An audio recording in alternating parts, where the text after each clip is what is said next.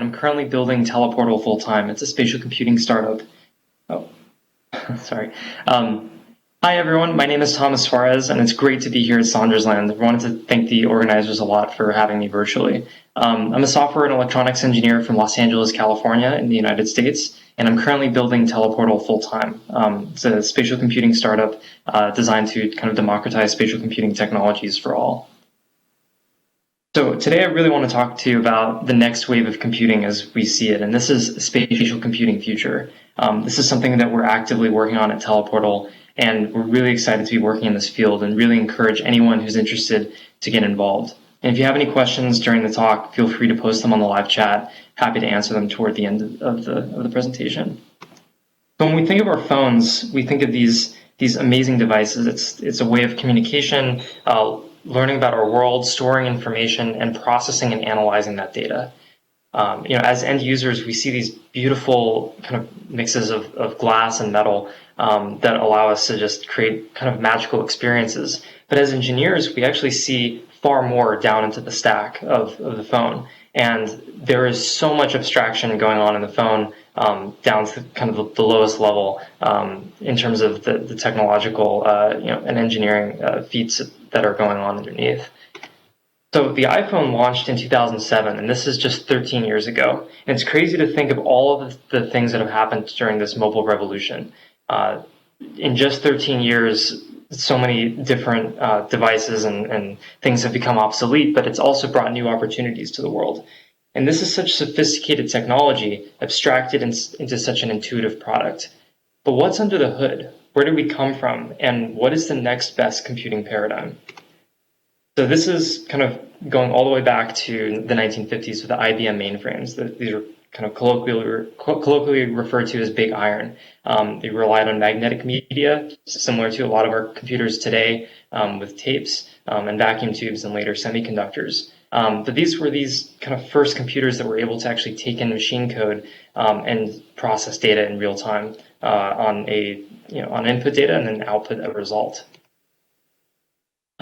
And then we get to a few years later with the Xerox Alto. This was developed by Xerox's Palo Alto Research Center, or PARC, and it's really the first personal computer to support a graphical user interface, something that is merging this software and hardware and actually creating this concept of the mouse. It was so innovative at the time, and it's something that we kind of take for granted nowadays. So this is Alan Kay with Smalltalk, and this is what ran on the Alto.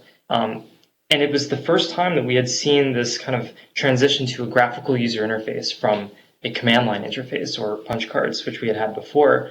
And it gives you this kind of spatial context. It gives you this way to look at things graphically and use the computer in a completely different way. And it was revolutionary. So later on, Apple in 1984 released the Macintosh and the Lisa a couple years before that. But this helped democratize the graphical user interface for all. And then we get to the next big transition, which is the internet and the World Wide Web. This photo is of the next workstation of Tim Berners-Lee, who's one of the inventors of the World Wide Web, at his office at CERN, and then Netscape Navigator and more web browsers came along after that. So already we have seen kind of this mainframe computer to a personal computer and now to the internet. So those are massive changes in computing. And then with Apple coming out with more and more computers, this is the iMac G3. This computer was designed for the internet, designed to bring people online. And then we get into something that's really interesting, which is the mobile revolution. BlackBerry was a huge deal in this mobile revolution, and in a lot of ways was the first real smartphone. You could run apps on it, you had a full QWERTY keyboard, and you were actually able to interact with not only the computer, but also the internet on your mobile device from anywhere. And then later on, the iPhone launched and of course spawned this new generation of apps with its launch of the App Store in 2008. And was kind of the main catalyst in a lot of ways for bringing smartphones to the mainstream. And now our modern day smartphones, which are extremely powerful, such capable devices. But every technological revolution, if we look at this from the mainframe to the Alto to the Macintosh, with the internet, Netscape Navigator and Tim Berners-Lee, the BlackBerry for smartphones, the iPhone and Android that we love today, it's all about augmenting our reality. It's all about abstracting components of our lives.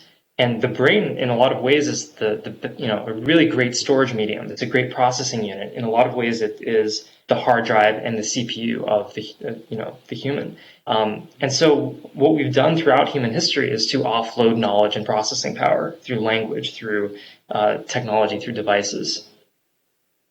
And when we look at the command line interface to the graphical user interface, it's all the similar. It's the same underlying technology. Of course, many things did change, on the lower levels, but we just now have more accessible interfaces for both developers and users. And there's a whole field for this. It's called human-computer interaction, or HCI. But this progression of a command line interface, actually before that, punch cards, to a command line interface, and then to a graphical user interface, and what we have on our mobile phones, is such an incredible transition of just user interfaces. Which brings us back to this mainframe photo. And we've come a long way, but in reality, it's all still machine code. It's all just zeros and ones, binary instructions to a physical device. And so when we think about the future, we think about, okay, what's the next big interface? And more than that, what's the next big logic paradigm? How do we actually interact with our world and create a computer that works for us in an even better way? So I want to bring up this quote by my friend Sean Kolpa, and I think it's a really insightful view into what spatial computing really could be. He says, "Computers were once the size of rooms, and now the room is the computer." And this is such an incredible insight, I think, because it really does portray this spatial computing future. When we go out and we look at the world around us, we are not interacting with applications, at least that we know of. We are interacting with objects. We pick up a musical instrument, we pick up a paintbrush, we pick up a pencil and write something down on a piece of paper. We go on public transportation, we go outside, we walk. We are working with objects in our everyday world. We're not working with apps necessarily. And we are all spatial beings. Our computing devices should be naturally skeuomorphic, meaning they should produce these objects that feel lifelike. And that's the basic premise of spatial computing, is to bring computing out into the real world, similar to this image that we kind of conceptualized at Teleportal. So the first thing that really got me into AR, or spatial computing, it's a lot of different buzzwords throughout the industry, is Google Glass. And this is what I'm wearing right now. This was a research project by Google internally, and it just kind of it was a catalyst for me to get into AR for sure. And it's all about contextual information that's there when you need it and gone when you don't. So I couldn't get my hands on Google Glass at the time. This was 2012, and I was around 12 or 13 years old. But I thought, okay, I want to build my own. So this is actually a picture of me in 2013 with a smart glass prototype I had created called Tiger. And the premise of this was just to kind of bring Google Glass style augmented reality to my face with a Raspberry Pi and Arduino and a few forked version of Android. So this is on a helmet prototype, and it was a very cool just experiment. Definitely failed a lot during this. Was trying to figure out the best ways to create this kind of prototype. But I really do think that failure is just success in a different context, and that's something that I bring throughout all projects. So that made some cool renders as well. And then a few years later, in 2015, I was still in high school at the time, but I was really interested in laser tag and this idea of being able to go out and play this fun game with your friends in a physical space. The problem is it's kind of clunky, it's kind of expensive. You have to put on these vests, and you have to go to one place. And the idea was, okay, could we bring this out into the real world? Could we bring this into more of a augmented reality or spatial computing context where people can play laser tag anytime, anywhere, using just their smartphone? So I started prototyping this, started testing with some friends at the local park, and actually built a initial version of what became YTAG. Oh, sorry, the audio is there. But yeah, it was like this real world laser tag game that allowed people to actually create and have this multi-user experience. So I built a custom AR client library, custom networking engine, and we launched on the App Store, and we were really fortunate to be featured by Apple at the time. And then in 2018, I met Ryan Reed, who is now the VP of product at what is now Teleportal, and we worked together to decouple YTAG from what is now the Teleportal SDK. This is a developer-facing and creator-facing software development kit that allows people anywhere to create massively multi-user networked mixed reality experiences. Okay, more audio. But yeah, so we launched this developer SDK back in late 2018, and basically the idea was to just bring the same technology we built for YTAG out into the real world and out for any developer or any creator to work with. And then farther along, of course, to further our vision of an operating system in spatial computing. Around that time, I actually went to Georgia Tech for computer science for my first year. And this was a crazy time because it was actually the first week as well that we were doing a live installation through AR. So we worked with a company called Secret Map here in Los Angeles to create a world scale kind of storytelling experience using Teleportal. And this was the first time we really seen Teleportal in action, interacting with Internet of Things devices. We actually had lights and fog machines that were hooked up to the AR experience, and people were able to do the storytelling experience through the iOS and Android devices, all networked over cellular in this aircraft hangar. We didn't really know what we were getting ourselves into, but we kind of went for it anyway. And it was a really cool experience because I was actually able to beam in from my dorm room at Georgia Tech in Atlanta through VR. So lots of all-nighters, and kind of kept working on Teleportal throughout my year at Georgia Tech. In late 2019, I switched to a full-time role at Teleportal. So I took some temporary leave from Georgia Tech to work on this full-time. And now, of course, we have our bigger SDK. It's a V2 SDK with more distributed networking, more robust data store, and other localization technologies. So we're really, really excited about that. And then we're really excited about the potential applications of Teleportal and spatial computing at large. This is an example of virtual production that we built using Teleportal, where multiple people can actually be in the same space and manipulate objects. So anytime you have a computing piece of software like a 3D modeling program that you want to kind of be in the same space and actually interact with the same objects and create something together, it doesn't really make sense to do that on a flat 2D screen because you're limited to the mouse and keyboard or whatever other human input device you have. But with spatial computing, you can actually you can jump into these spaces, see them live, whether that's through an augmented reality headset, a virtual reality headset, or even on iOS and Android, we can, beam you in. So we have an application called Teleportal 101, which allows people to communicate and just kind of hang out, especially during this post-COVID era where there's a lot of isolation. We want to just have this shared web browser and a couch and just a nice space where people can interact. But this is another example of what spatial computing is capable of doing.